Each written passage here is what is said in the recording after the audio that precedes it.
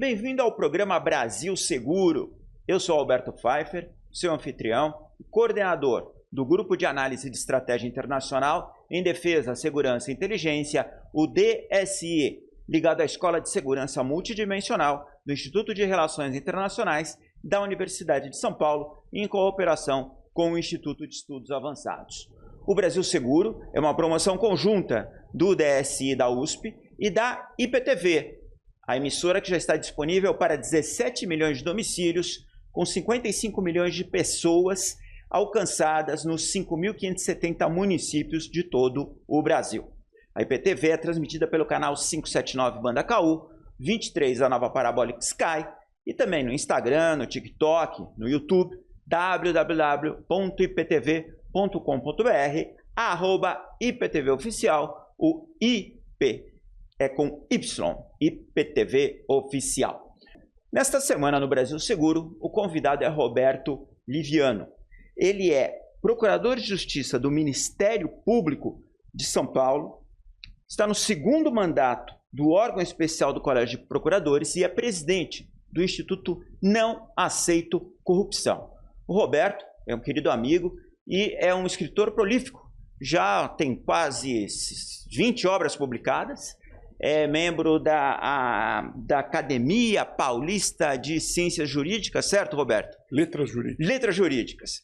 E é um militante, um campeão no tema da corrupção. A sua atuação pública por meio do INAC, o Instituto Não Aceito Corrupção, o notabilizou no cenário nacional e internacional, sendo um dos expoentes da questão de combate à corrupção, participando do debate público, publicando muitos artigos na mídia, participando de toda a questão do desenvolvimento das estratégias de enfrentamento desta moléstia, desta enfermidade, que é a corrupção.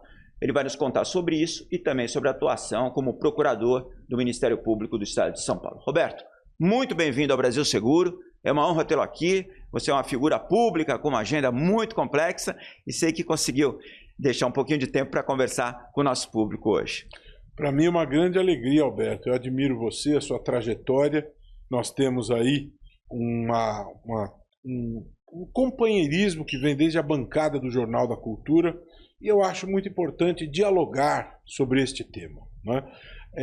O tema da corrupção já há 10 anos despontou como uma angústia relevante para os brasileiros.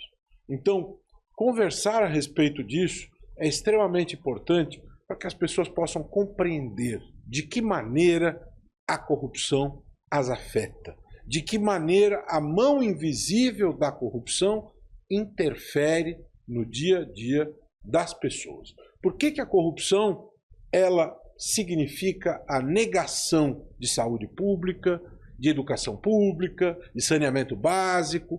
Por que ela significa o aumento da fome, o acirramento da desigualdade social? As pessoas não têm clareza sobre isso. Elas veem a consequência, mas elas não percebem o impacto. Elas veem o fato em si, na verdade, mas não percebem o que isto gera, o tapa na cara de cada um, que é a corrupção. A corrupção, como é que você define? Você se refere aqui, principalmente a agentes públicos, ao funcionário estatal, que é, de alguma maneira, envolvido em algum esquema fraudulento.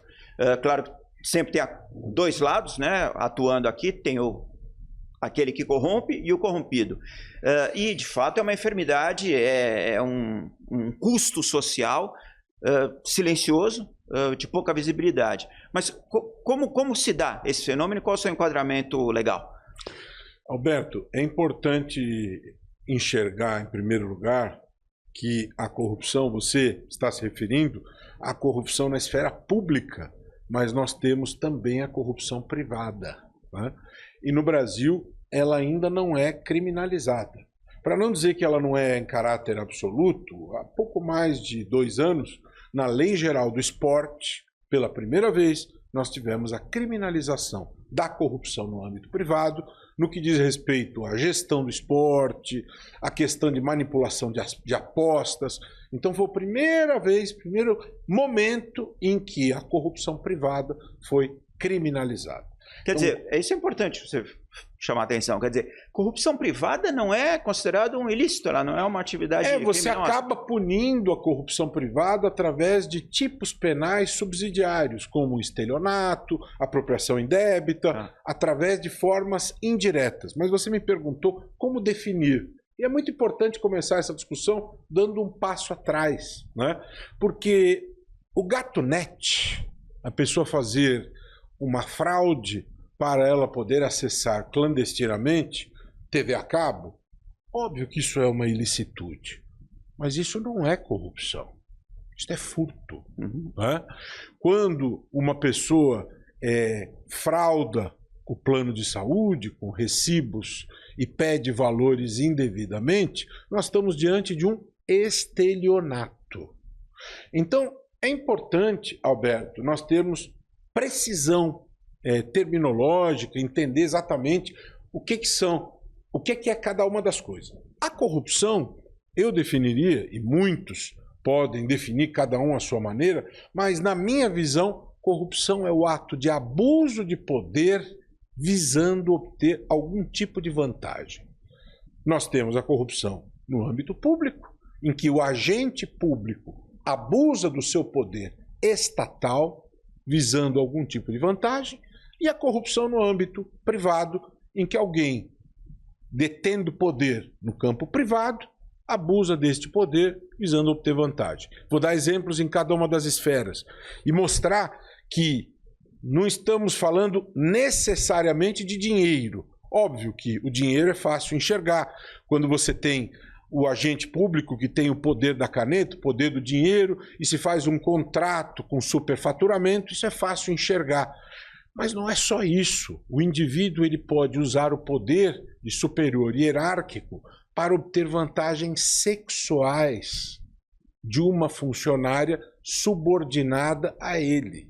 Isso também é corrupção, porque houve aí o abuso do poder visando obter vantagens de natureza sexual. Isso também é um ato de corrupção. Então, abuso do poder visando obtenção de vantagem. No âmbito privado, muitas pessoas moram em condomínios, né?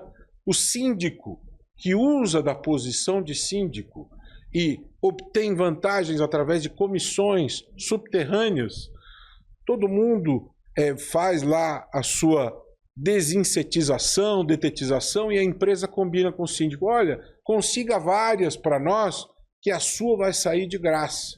Né? Ao invés de baratear o preço para todos, o preço é mais alto em troca da bonificação escondida, oculta para o síndico. Isso é uma forma de corrupção. Né? E você pode ter o mesmo raciocínio em contratos para as empresas em que há as comissões subterrâneas. Um dado interessante, Alberto, que eu gosto de falar muito para as pessoas entenderem a evolução de todo este processo, há coisa de 40, 50 anos atrás, na França, na década de 60, década de 70, a corrupção ela era vista como algo natural e naturalizado no mundo dos negócios, a tal ponto que o Código Tributário francês admitia que fosse abatida do imposto de renda. Isso era visto assim na França, isso era visto assim na Alemanha, na Espanha, em vários países. Há um evento que ocorre no mundo que é muito importante, é o turning point em relação a isso. Na verdade, não diria que é exatamente esse o turning point, mas é um evento muito importante em relação à história da corrupção, que é o Watergate. Quando Nixon ele deixa o poder, renuncia diante de toda a repercussão que o escândalo de Watergate gera, nós temos como um legado para o mundo a FCPA, que é uma lei americana que acaba gerando como consequência outras leis semelhantes. Só o esclarecimento, nós estamos falando do Watergate, que foi um escândalo de corrupção, a descoberta de gravações ilegais na sede do Partido Democrata em Washington e que levaram por conexão à queda, à renúncia do presidente Richard Nixon dos Estados Unidos em 1971. E daí... 71. O escândalo de corrupção foi em 1976. Bom, vamos depois verificar. Mas foi no começo se não estou ficando equivocado com a memória, me parece que foi em 76. Pode ser que esse escândalo tenha ocorrido ao longo de mais anos, mas essa história toda eclodiu em 76 e a FCPA de 77. A FCPA, e a FCPA é o que exatamente para o nosso... É o Federal Corruption Protection Act. Exatamente, é uma lei internacional, é uma lei que se preocupa em punir a corrupção praticada no âmbito internacional. E acaba sendo uma referência para o mundo no sentido de se preocupar com compliance, com a repressão aos atos de corrupção, a proteção da integridade no âmbito das empresas. Começa a haver, a partir daí, uma preocupação a nível internacional, começa a se criar um movimento internacional contra a corrupção.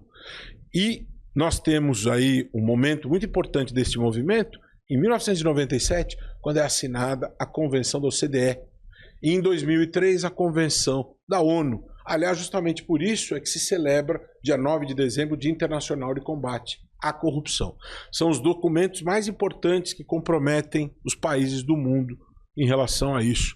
O mundo evoluiu muito, Alberto, em relação ao combate à corrupção e, óbvio, existe corrupção em todos os países, até na Nova Zelândia, na Dinamarca, que segundo a Transparência Internacional são os países em que há as melhores referências em relação a isso, até nesses países há corrupção em relação a eles. Agora, veja, e o Brasil?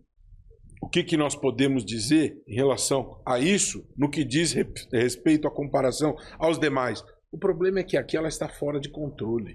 Na Nova Zelândia, na Noruega, na Dinamarca, na Suíça, na Finlândia, estão entre os 10 países com o melhor padrão de controle. Lá a corrupção está sob controle. No Brasil a corrupção está fora de controle. E por que está fora de controle? Por vários motivos, né? Nós não temos instituições sólidas, e derem a Acemoglu, Prêmio Nobel de Economia de 2024, o cerne das suas ideias qual é? Não há progresso, não há riqueza, não há nações que evoluem sem solidez das instituições. Esse é o núcleo central do progresso das nações.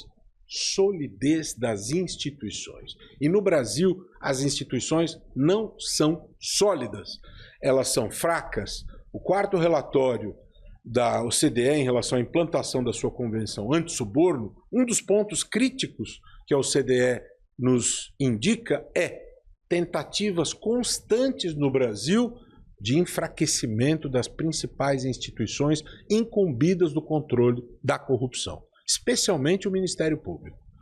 PEC da vingança, PEC da mordaça, o tempo todo existe esse tipo de ameaça à estabilidade das instituições. O Brasil não tem, Alberto, uma política pública anticorrupção. No âmbito da saúde existe, no âmbito da educação existe, no âmbito do combate à corrupção não temos e nunca tivemos. Existem leis que ao longo do tempo foram feitas, positivas, nós tivemos construções, tivemos aí essas convenções, depois leis foram aprovadas, a lei de improbidade, a lei da ficha limpa, a lei das estatais, a lei anticorrupção, a 12.846, a lei da delação premiada, várias leis importantes foram aprovadas, a lei de acesso à informação, da maior importância. Tivemos uma construção importante na direção de proteger o patrimônio público. De 10 anos para cá, estamos descendo a ladeira, mas descendo a ladeira de uma maneira gravíssima. O que tem acontecido?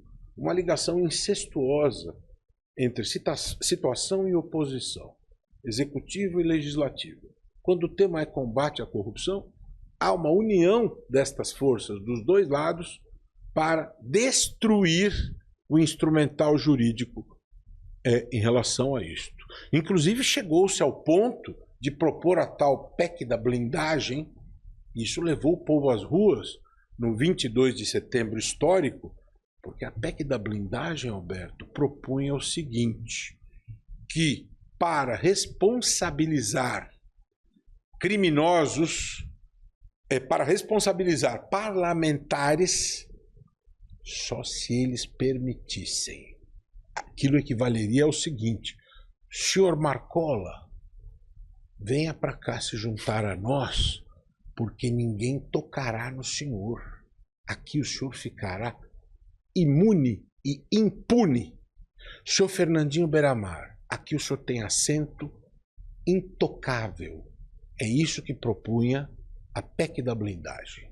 Uma afronta brutal a princípios sagrados e cláusulas pétreas da Constituição. Que tipo de cláusula? Princípio da isonomia, princípio da separação dos poderes, porque os parlamentares se tornariam semideuses, simplesmente inatacáveis, porque só eles poderiam permitir a própria responsabilização. Isso não existe em nenhum lugar do mundo. Foi necessário o povo ir às ruas para que houvesse um recuo, porque na Câmara foi aprovada na calada da noite, na madrugada, aí no Senado, com o parecer primoroso do senador Alessandro Vieira, arquivou-se por 26-0. Perfeito. Vamos voltar a esse tema no próximo bloco, Roberto. Só esclarecendo o nosso telespectador, o escândalo de Watergate se desenrola entre 1972 e 73 e culmina com a renúncia de Richard Nixon em 9 de agosto de 1974. Começo dos anos 70, então. Voltamos no Brasil, segure um minuto. Até já. Somos a IPTV, a emissora que cresce com você.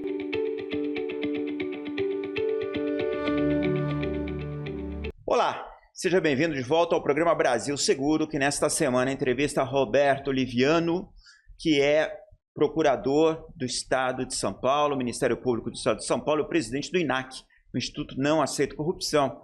O tema de hoje é a ideia da segurança e da corrupção. Esse fenômeno, essa enfermidade social que aumenta todos os custos de transação, estabelece um ambiente em que relações de poder se sobrepõem a preceitos morais e éticos e que contamina a maneira como as pessoas se comportam, se relacionam, além de onerar todas as transações, né? Desvio de dinheiro e afins. Roberto, nós estamos falando na PEC da blindagem, que foi uma tentativa de se aumentar a proteção para esquemas que pudessem levar à corrupção, né? Ou estivessem eivados por tinturas de corrupção. Você lembrou também o caminhar internacional do fenômeno da corrupção. Em alguns países ela era considerada parte dos negócios, parte da vida. Na França, por exemplo, em alguns outros países se podia abater do imposto de renda o custo da corrupção da estrutura das empresas, né? Tanto interna quanto externamente. Eu lembro bem que as empresas francesas praticavam corrupção em compras públicas, licitações por todo o mundo, e isso parecia normal para eles e para nós causava enorme consternação e assombro, né? A regulação internacional, ONU, em particular a OCDE, deu conta de limitar isso e, pouco a pouco, eliminar essa distorção na conduta dos negócios internacionais. Os países que aderem a esses preceitos, lembrando que a OCDE é a Organização para a Cooperação e Desenvolvimento Econômico, é um organismo plurilateral e que envolve os países desenvolvidos, principalmente ocidentais, e vários países em desenvolvimento, e que estabelece boas práticas de governo, de governança, regulação progressista e que dota os países membros de melhores fórmulas de lidar com os negócios públicos. No caso do Brasil, que não é membro da OCDE, mas é aderente a essa normativa anticorrupção, isso permitiu também troca de informações, cooperação internacional, quando de investigações levadas a cabo em território brasileiro por autoridades brasileiras e precisassem acudir a bancos de dados sediados em outros países que fossem também aderentes a esse regime.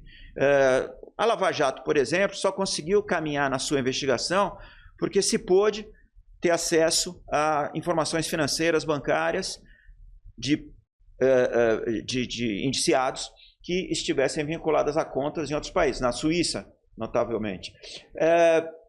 Isso permitiu um grande avanço na investigação da Lava Jato e chegar a enfim, a condenação, né? O conjunto de provas que levou à condenação de diversos elementos ligados à Lava Jato. Sem entrarmos nas considerações processuais e procedimentais derivadas, né? Mas o fato de que se pôde ter essa cooperação internacional mostrou que o Brasil tem condições de combater a corrupção quando quer fazê-lo? Alberto, este foi um episódio importante da história do nosso combate à corrupção por algumas razões. Você está apontando alguns aspectos. Eu enalteço também o fato de termos trabalhado num sistema colaborativo, em que Ministério Público, Polícia Federal e Receita Federal estavam sentados à mesma mesa, né? E isso trazia mais eficiência. Nós tivemos recentemente a Operação Carbono Oculto, em que muitas instituições construíram um resultado extraordinariamente positivo e eficiente, sem se dar um único tiro, né? E muitos mandados de prisão foram cumpridos na mesma oportunidade. E ali você tinha a Secretaria da Fazenda, Receita Federal, Secretaria do Planejamento, Polícia Militar, muitas instituições cooperando. Isso nos mostra o quê? Esta cooperação é absolutamente importante, absolutamente positiva, não é? Quando a Operação Lava Jato começou a trabalhar e começou a obter resultados no sentido de promover responsabilização de gente detentora de expressivas parcelas de poder político e econômico, aquilo foi muito importante. Aquilo começou a construir algo de importante no Brasil. Aliás, na verdade, deu sequência ao que havia ocorrido no processo do Mensalão, né? Porque Mensalão foi o início de uma história neste sentido, né? Entretanto, nós tivemos desdobramentos complicados depois, né? Eu vou citar alguns, porque senão nós vamos ficar o programa inteiro debatendo Operação Lava Jato, né? Mas há algumas coisas que eu acho que são considerações importantes. Num determinado momento, os procuradores tiveram a ideia, a iniciativa de apresentar as 10 medidas contra a corrupção, né? Ter ideias e apresentar soluções nunca se pode dizer que seja algo ruim, né? Eu, particularmente, eu não cheguei a assinar aquelas medidas. E vou explicar por quê. Porque eu via umas 6 medidas boas e 4 medidas discutíveis, né? E eu, inclusive, tive diálogos com o Deltan e disse isso a ele. Até me ofereci para ser um interlocutor junto ao Congresso para negociar possível aprovação de 6 das medidas, né? Também acho importante destacar aqui o seguinte: aquelas eram ideias do Ministério Público Federal. Não houve debate daquelas ideias, proposições, com os 27 Ministérios Públicos estaduais. Não houve este debate. Ministério Público Federal, aquele grupo, a Força-Tarefa da Lava Jato, teve aquelas ideias e andou pelo país colhendo assinaturas, reuniu 2.500.000 assinaturas, o que é louvável, mas não houve um debate com o Ministério Público Estadual para construir aquelas ideias. Não houve um debate com a academia, com outras instituições. As ideias já vieram prontas, né? E aquilo foi apresentado ao Congresso de uma maneira que o Congresso fez uma leitura que estava sendo afrontado, né? Os procuradores disseram, não, isso é para debater. Eles podem ter declarado isso, mas o Congresso entendeu que, como chegaram com 2.500.000 assinaturas, eles foram emparedados por aquelas proposições. Eu estou falando isso, Alberto, porque a partir do momento em que essas 10 medidas chegam ao Congresso, em 2015, 10 anos atrás, começa o ponto da virada, o declínio, a vingança do corpo político em relação a todo instrumental que nós temos de combate à corrupção no Brasil. A vingança é só do corpo político, do legislativo, do executivo, ou também do judiciário? Olha, Porque a anulação de vários processos da Lava Jato não é uma demonstração... é que o judiciário ele vai ser reativo de acordo com aquilo que lhe é apresentado, né? Quem faz uma nova lei de abuso de autoridade com tipos penais de vingança contra juízes e membros do Ministério Público, o judiciário não tem nada a ver com isso, tá certo? Quem faz uma nova lei que destrói a lei de improbidade em 2021, e de lá para cá nós tivemos um declínio de 90% das ações de improbidade, foi o legislativo. O judiciário não tem nada a ver com isso. O judiciário, cabe a ele aplicar a vontade concreta da lei aos casos que lhe são apresentados, tudo bem? Então, a partir dali, você tem uma situação muito concreta nesse sentido. Outro ponto, Alberto, que me parece relevante.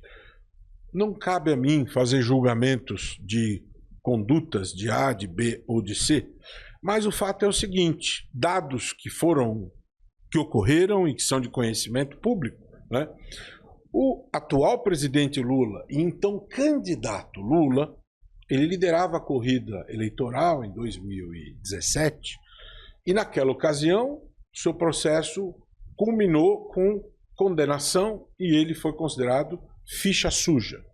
Dentro do poder de decisão que o então juiz Sérgio Moro tinha, e ele exerceu o seu poder jurisdicional dentro do campo decisório que ele tinha. Até aí está tudo bem. O problema é o seguinte, o beneficiário desta decisão, o então candidato que foi vencedor daquela disputa, o então que ocupava essa posição, Jair Bolsonaro, convida este juiz que assim decide e o beneficia para que aquele juiz venha a ser integrante da sua equipe de governo. Roberto, eu entendo mas para mim, do ponto de vista técnico, além de Sérgio Moro, tinha o TRF, que homologou a sentença, quer dizer, foi para a segunda instância. Eu não vou aqui avaliar a questão é a seguinte, a questão eleitoral, Roberto, política. A questão é a seguinte, a Lava Jato... As decisões que vieram do juiz Sérgio Moro, elas vieram com todo um embalo midiático fortíssimo, né? Aquelas decisões foram chanceladas publicamente de uma maneira muito forte. Porque ficou demonstrada a corrupção de agentes públicos e privados. Veja, há provas, há materiais. Não, eu creio que... Porque com a Lava Jato nós chegamos a uma percepção de que a corrupção poderia ser combatida. Grandes figuras foram condenadas. Mas aí você me permite... Empresários e políticos. Mas aí você tem... Dali a gente começa a ir ladeira abaixo. Mas me permita, tecnicamente, dizer o seguinte. Depois que houve estas provas no processo e tudo mais, existem princípios processuais, devido processo legal, ampla defesa e tudo mais, surgiram os tais diálogos, né? Eu, se fosse Sérgio Moro, se fosse Deltan, qual a reação que eu teria diante destas revelações? Eu teria dito o seguinte, de fato, eu e Deltan dialogamos, nós trocamos mensagens, mas eu não tenho nenhuma condição de afirmar que o que foi revelado, de fato, espelha o que nós conversamos. Por uma razão, esses diálogos são editáveis e essas provas foram obtidas criminosamente. Não tenho condição de saber se o que tem aí espelha o que nós conversamos. Esta era a resposta cabal e categórica que deveria ter sido dada. Não foi dada uma resposta com firmeza, né? E aqueles conteúdos que foram trazidos à tona, ainda que obtidos criminosamente, que foram obtidos criminosamente, mas do ponto de vista da imprensa, se você se coloca na posição do jornalista, a divulgação era possível porque havia interesse público em conhecer aquele conteúdo. Então é defensável a divulgação daquele conteúdo. Aquele conteúdo mostra o quê? Que era bastante questionável a postura do juiz e do procurador, do ponto de vista de devido processo legal. Por mais que você tenha uma prova aqui, uma prova ali, uma circunstância aqui, o que aqueles diálogos sinalizaram? Que houve uma seletividade, que houve um processo construído com um determinado objetivo. E aí você começa a ter dúvidas até que ponto esse processo tem validade. Eu sou do Ministério Público, né? E cabe a mim defender a sociedade. Agora, um processo que é construído desta maneira é um processo de validade extremamente duvidosa. Roberto, a sociedade lê a Lava Jato como uma vitória do Brasil contra a corrupção. Sim, sim. E o fim da Lava Jato como uma grande derrota. Sem entrar em tecnicalidades, sem entrar em consequências eleitorais. Se os promotores e juízes envolvidos cometeram alguma irregularidade, que sejam punidos por isso. Eu também me sinto frustrado. Tinha confissão, tinha dinheiro, sim, tinha centenas de pessoas envolvidas, ficou demonstrado. Os procedimentos do procurador e do juiz foram danosos ao combate à corrupção no Brasil, infelizmente. E por que não se retomam, então, as ações? Pois é, porque, infelizmente, por condutas do então Procurador-Geral da República, por determinação do então presidente, todas aquelas estruturas que foram montadas com o objetivo de combater a corrupção do andar de cima foram desmontadas. Havia no Ministério Público uma estrutura feita com o objetivo de combater a corrupção de grosso calibre. Do que eu estou falando? Combater a corrupção de grosso calibre não é a mesma coisa que você combater o furto de celular na estação de metrô. Você precisa ter promotor que esteja dedicado a casos complexos, tá certo? Isso havia. E isso no governo Bolsonaro deixou de haver. Isso foi destruído. Essa estrutura toda foi desmontada durante a gestão Augusto Aras, com o endosso do então presidente da República. Então toda essa estrutura de combate à criminalidade graúda virou pó. Mas já estamos com 3 anos e meio do novo governo, não foi reestruturado isso? Não foi. Então. Não estou, infelizmente. Então, não é nem para um lado, nem para o outro. É o que eu estou te dizendo. Não é nem a corrupção do dinheiro, mas nem o abuso Alberto, do poder. É o que eu estou dizendo. É a estrutura de combate à corrupção. Exatamente. Esse é o problema. Exatamente. Não há compromisso com o combate à corrupção. Nem naquele governo, nem neste governo. Lula, quando tomou posse, nem na sua diplomação, nem na sua posse, em momento nenhum, ele pronunciou a corrupção como prioridade no seu governo. Quer dizer, institucionalmente, o combate à corrupção não é prioridade. Hoje, praticamente não existe no Brasil. Não é prioridade. A sua eficácia... Não se prioriza o combate à corrupção no Brasil. E para a população... Não se priorizou no governo Bolsonaro, não se prioriza no governo Lula. O Congresso também parece não priorizar, muito pelo contrário. Tem uma postura de sabotagem, porque movimenta-se na direção de se garantir a impunidade por lei. O que foi a Lei 14.230, que desmontou a lei de improbidade, em que havia parlamentares que respondiam a 40 processos de improbidade, apertaram o botão legislando em causa própria. O que é isso? Senão a sabotagem das leis.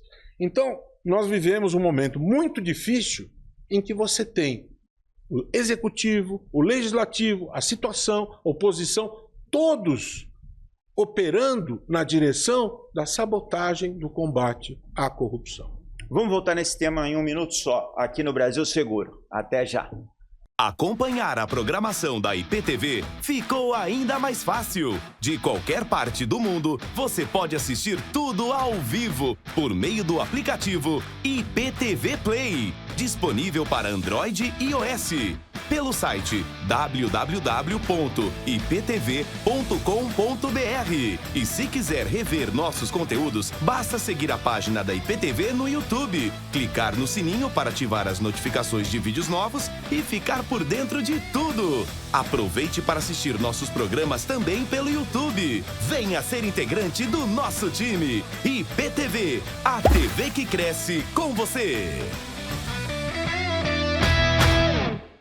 Olá, bem-vindo de volta ao programa Brasil Seguro. Nesta semana, o convidado especial, Roberto Liviano. Ele é procurador do Ministério Público do Estado de São Paulo, presidente do INAC, Instituto Não Aceito Corrupção.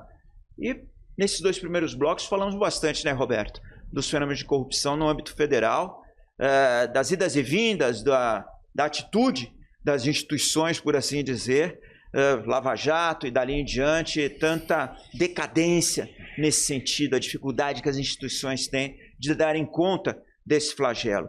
Agora, os estados os entes da federação também têm competência para lidarem com corrupção e com fenômenos no sistema da corrupção.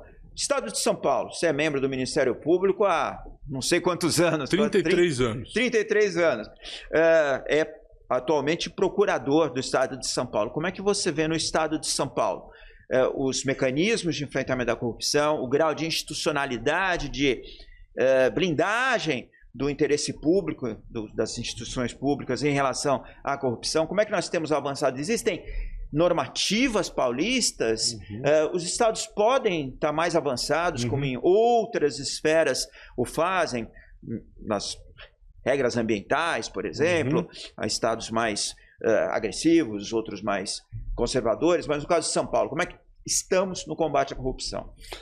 Alberto, essa é uma temática que, pela sua natureza, historicamente, ela é enfrentada com regras de natureza federal. Tá? Para você definir as regras do âmbito criminal, por exemplo, o que é crime e quais as leis, quais as penas que vão ser atribuídas para um crime, você só pode fazer isso com leis federais. Apenas uma lei federal pode dizer qual conduta é criminosa e qual vai ser a pena desta conduta. Isso é determinado por lei, tudo bem? Então essa é uma matéria que, pela sua natureza, ela é regulada por leis federais, tudo bem? Alguns comentários a respeito deste tema, né? Eu não falei isso antes, mas eu preciso fazer este comentário, né? Nós tivemos o desmonte da lei de improbidade em 2021, pela lei 14.230, dentro daquele movimento de desmonte que eu vinha comentando com você, e isso foi algo muito sério, muito grave dentro dessa história de degradação do combate à corrupção. Como eu disse a você, tivemos um declínio do número de ações civis públicas de improbidade da ordem de 90%. E, paralelamente, inclusive, nós temos observado um movimento, você deve já ter ouvido esta notícia, de lá para cá, houve 10 casos de governadores que nomearam as próprias esposas para serem conselheiras dos tribunais de contas. 10 governadores? 10. Nomearam esposas. Isso. Ou seja, para fiscalizarem os próprios maridos.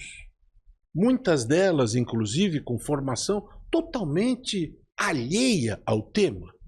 Enfermeiras. Quem fiscaliza esses governadores, essas nomeações? Pois é, veja, nós tivemos... Elas são aprovadas pelas assembleias legislativas estaduais. A questão é a seguinte, como se interpreta tudo isso? Recentemente, o Supremo Tribunal Federal foi chamado a examinar o tema do nepotismo, né? Para interpretar. O direito é uma ciência interpretativa. Nepotismo é um favorecimento de parentes para ocuparem cargos públicos. É a contratação de parentes. A questão submetida ao Supremo foi exatamente o seguinte: caracteriza-se ou não o nepotismo quando se contrata o cargo de confiança de natureza política, né? Ou seja, o indivíduo foi eleito prefeito de uma cidade qualquer, vamos imaginar a cidade de Campinas, né? E aí ele traz para compor o secretariado da educação, da saúde e de obras a esposa, o irmão e o primo, né? Ele pode colocar lá como secretários a sua família toda, né? A meu ver, isto viola frontalmente o princípio da impessoalidade, o princípio da moralidade administrativa. Você tem quadros qualificados na sociedade, você não pode misturar temas de família com administração pública. Tudo bem? Se o indivíduo tem uma farmácia, uma padaria, uma quitanda, um açougue, ele contrata quem ele quiser. E aí são critérios privados. Na administração pública, os critérios, os princípios são definidos na Constituição Federal. O que é impessoalidade? Exatamente isso. Você não pode praticar este tipo de coisa. Agora, quem que interpreta isso? A magistratura, os juízes. E aí, no caso, essas hipóteses de escolha das esposas, alguns procuradores vêm levando esses casos à justiça e os casos não vêm obtendo vitórias, né? Então, eu estou querendo dizer isso, estou querendo mostrar a você que tem havido uma certa complacência com o nepotismo. Quando essa mudança na lei de improbidade foi votada, havia lá uma proposição de legalização do nepotismo, tornar legal. Isso estava lá no projeto, né? Então, você me pergunta, como que isso está andando no estado de São Paulo? Olha, eu digo a você, com meus 33 anos de Ministério Público, eu posso observar ao longo do tempo o seguinte: o principal instrumento para o Ministério Público combater a corrupção nas últimas décadas era a Lei de Improbidade Administrativa. No momento em que houve esta mudança em 2021, o Ministério Público virou uma espécie de leão desdentado. Nós perdemos a principal arma de enfrentamento à corrupção. Porque você usar o Código Penal para enfrentar a corrupção é muito difícil. É difícil a prova do dolo. Processualmente é muito complicado. Então, houve cortes muito profundos ali na lei de improbidade, justamente para que nós não possamos trabalhar. E vou te dar alguns exemplos. Colocou-se ali, veja só, um dispositivo que o Ministério Público tem um prazo de um ano para concluir uma investigação, qualquer que seja ela. Vamos supor que um caso tenha 50 indivíduos investigados e que você tenha que colher prova no Quirguistão, no Uzbequistão, no Vietnã, no Laos, no Canadá, no Peru, no Chile, e tenha que fazer tradução juramentada de tudo isto. Não interessa. Um ano de prazo, podendo ser renovado por mais um ano, e acabou. Existem possíveis questionamentos sobre a validade desta norma. Não vou entrar neste pormenor. O que eu digo a você é o seguinte: qual é o objetivo de uma norma desta natureza? Até um estudante de primeiro ano de direito te responderá. É nítido o propósito de garantir por lei a impunidade. Quem institui este prazo, qualquer que seja a complexidade da investigação, está querendo inviabilizar a responsabilização de quem pratica a corrupção. Esse prazo é definido por quem? Pela nova lei de improbidade. Já está vigente. Já está em vigor. Lei 14.230.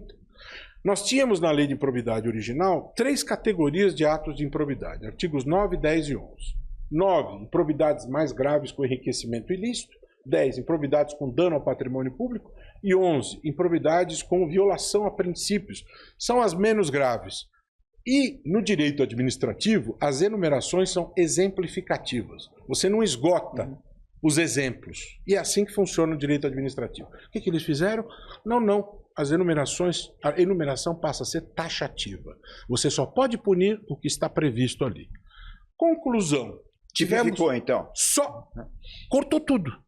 Ou seja, tivemos durante a pandemia desvio de vacinas para só poder aplicar nos amigos do rei. Não está previsto, não se pune. Carteirada de desembargador. Não está previsto, não se pune. Assédio sexual. Não está previsto, não se pune. Tortura em cadeia. Não está previsto, não se pune. Ou seja, nada mais se pune.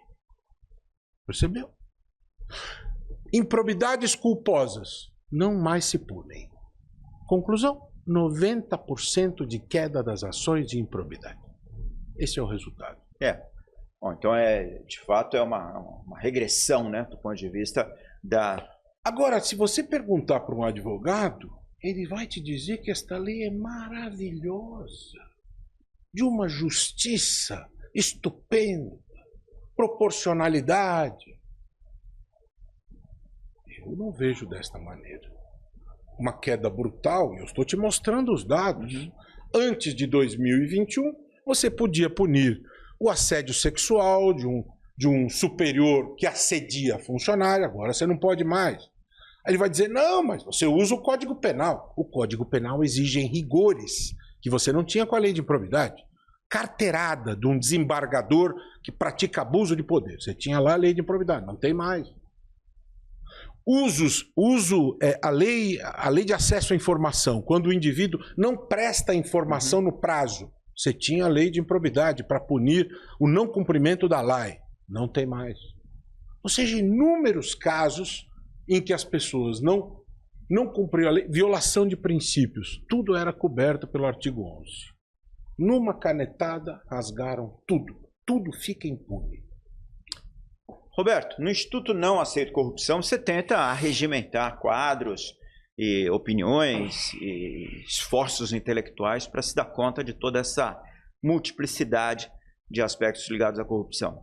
O Instituto faz campanhas públicas, campanhas na imprensa, dialoga com as instituições públicas, com os poderes republicanos e, recentemente, organizou uma obra de grande impacto, né? Você não quer falar um pouco para nós sobre isso? Com muito prazer. Estamos lançando esta obra, né? Corrupção no Brasil e no Mundo, Almedina Brasil. São 43 autores, 432 páginas. É a 5ª obra do Instituto Não Aceito Corrupção. E nós temos como um dos braços de atuação justamente a educação, a mobilização da sociedade, né? Esta obra vai estar disponibilizada pelos canais da editora e certamente pela Amazon também, né? O Instituto tem esta preocupação, Alberto, de educar, de mobilizar, de conscientizar, acompanha uma série de ações constitucionais, como amicus curiae, na questão, por exemplo, das emendas parlamentares. Amicus curiae é uma figura amigo da causa, é um amigo da causa que adere a uma determinada proposição, monitorando o andamento desta causa, propondo medidas, propondo soluções, monitorando e verificando como isto vai acontecendo e mostrando ao julgador caminhos, alternativas e possibilidades. Ou seja, as demandas que têm relevância do ponto de vista da integridade, nós estamos acompanhando. Essa mudança, por exemplo, da lei da ficha limpa recente, nós aderimos como amigos da causa, a ação proposta pela Abrage em relação às emendas parlamentares sobre a questão da rastreabilidade e uma série de outras questões, em torno de 10, nós somos amigos da causa, estamos acompanhando este tema. Temos o Prêmio de Integridade, que já realizamos 5 edições, com categorias academia, tecnologia e inovação, boas práticas de governança, experiência profissional, jornalismo investigativo, jornalismo local, integridade no esporte e o nosso seminário Caminhos contra a Corrupção, que já está na 10ª edição, que vai ocorrer em março do ano que vem, além do Ética Imortal em parceria com a Academia Brasileira de Letras e com a TV Cultura. Muita coisa acontecendo, quero convidar a sua audiência qualificada a seguir o INAC no Instagram, Não Aceito Corrupção, e me seguir também, Roberto Livianu Oficial. Será uma honra me conectar a todos e todas vocês. Aliás, uma honra ter essa conversa de altíssimo nível aqui com o queridíssimo Alberto Pfeiffer. A honra é toda nossa, tenho certeza que o nosso público desfruta muito desse momento, aprendendo bastante sobre o tema da corrupção. O Instituto Não Aceito Corrupção, INAC, ele tem um site também, os materiais estão lá disponíveis? Exatamente. nãoaceitocorrupção.org.br. Há quanto tempo tem o INAC? Ele então, é bacana também dar uma palavra sobre isso. Eu fui orientado no meu doutorado na USP pelo professor Miguel Reale Júnior, né? E o INAC é fruto deste doutorado. Há poucas iniciativas do Brasil como esta que perduram, né? Então o Instituto derivou da minha tese de doutorado e se mantém como uma OCIP. O Instituto é OCIP, né? Tipo uma organização da sociedade civil de interesse público, né? O Miguel Reale, que na minha visão é o mais relevante jurista em atividade no Brasil, é conselheiro do INAC, assim como Renato Nalini, assim como Fernando Lotenberg, que é comissário na OEA, como a Kátia Brembati, que é presidente da Abrage, como a professora Eunice Prudente, que é professora da Faculdade de Direito da USP, e tantas outras pessoas relevantes, a Tereza Sadek, a nossa diretora, Rita Biazon, professora da Unesp. Temos uma riqueza muito grande em quadros que estão colaborando conosco no Instituto. Roberto, você, do ponto de vista da cooperação internacional, também identifica interlocutores nesse trabalho que o INAC faz? Tem outras associações pelo mundo voltadas a isso? Olha, existem muitas organizações pelo mundo, Alberto, e o Instituto tem muito interesse em interagir. Este ano eu estive presente no encontro anual que a OCDE promove, o Fórum Global, que, a meu ver, é o mais importante encontro que ocorre reunindo ativistas anticorrupção do mundo inteiro, né? Estive presente lá, queria interagir com as pessoas e nós consideramos esse tipo de conexão extremamente importante. O Instituto está buscando cada vez mais fortalecer a sua sustentabilidade financeira, a sua base de ação, para dar passos cada vez melhores, mais sólidos. Recentemente nós conseguimos registrar nossa marca, Não Aceito Corrupção, para garantirmos essa questão do ponto de vista de propriedade imaterial, né? Ou seja, há muita coisa para fazer, Alberto. Nós temos poucos recursos humanos, pouca gente trabalhando conosco e muita abnegação, né? Eu trabalho voluntariamente, os diretores trabalham voluntariamente, assim como os conselheiros. Então a demanda é muito grande, porque a corrupção no Brasil ela é infinita, uma linha de produção de corrupção que não acaba. Quando a gente está cuidando de um projeto, de repente aparece lá PEC da blindagem. Então você larga tudo para apagar o incêndio, né? Então você tem que cuidar disso, cuidar daquilo, participar de reuniões, das redes, etc. Então isto absorve muita energia. Você tem que ter muito gás, muita energia para atender toda essa demanda, né? Além das, como você falou, eu escrevo semanalmente no Poder 360, do Fernando Rodrigues, a quem eu admiro muito. Escrevo muito no jornal O Globo, na Folha de São Paulo. Tenho uma coluna semanal na Rádio Justiça do Supremo. Tudo isso demanda energia, né? Para você produzir todos esses conteúdos, né? Mas a gente vai segurando a peteca aí para poder transmitir uma mensagem importante para as pessoas, traduzir tudo isso que está se passando e fazer do Instituto um braço, né? Um braço, uma vigília permanente. Como disse Martin Luther King, né? O grito dos maus, ele é absolutamente normal e previsível. Nós não podemos permitir jamais o silêncio dos bons. Então nós organizamos essa vigília permanente para não permitir que os bons silenciem, né? Porque esse silêncio é inadmissível, né? Não podemos permitir que haja esse silêncio. As pessoas precisam estar mobilizadas permanentemente para que não prevaleça, não se naturalize a corrupção. Essa consequência que é nefasta, a naturalização, a normalização, a aceitação da corrupção. É verdade.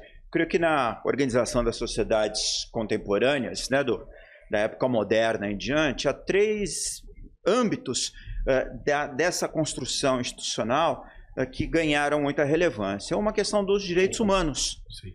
A outra a questão da própria democracia, do regime democrático, das regras da democracia, de como se opera a democracia, como se constrói o conceito de democracia, como ele é adaptado a cada condição local, a cada característica, a cada praxis social, e a corrupção, que é um fenômeno internacional, que talvez seja, vamos dizer, a perna mais curta desse triângulo, né? Direitos humanos, democracia, corrupção. Então, eu felicito muito você, Liviano.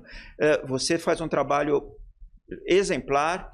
Creio que o nosso público, principalmente os mais jovens, estão em municípios mais afastados, vão ter oportunidade de conhecer mais do INAC, conhecer mais das tuas atividades, procurando na internet. E eu quero agradecer muito a tua presença e, mais uma vez, parabenizar você pelo admirável trabalho e desejar muita sorte ao novo livro.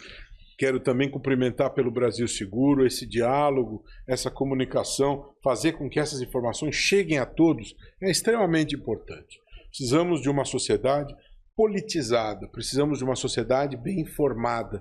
A revolução se faz pela educação, né? As pessoas precisam estar educadas, informadas. E você traz a sua contribuição com o Brasil Seguro. Então quero te cumprimentar e dizer que para mim foi uma grande honra, uma grande alegria. Eu saio daqui maior do que eu comecei, tendo a sua aula aqui nessa nossa interlocução. Muito obrigado. Nosso público todo sai engrandecido. E muito obrigado, Roberto Liviano. E muito obrigado a você, nosso espectador do Brasil Seguro. E até a próxima semana.